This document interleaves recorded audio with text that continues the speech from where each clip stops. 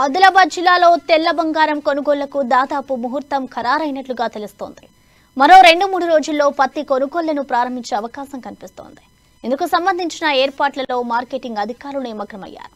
ఇవాళ సాయంత్రం collectorate conference హాల్లో కలెక్టర్ అధ్యక్షతన రైతు సంఘాల ప్రతినిధులు, వ్యాపారులు, అధికారులతో సమావేశం నిర్వహించి ముహూర్తం ఖరారు చేయనున్నట్లు సమాచారం అందుతోంది.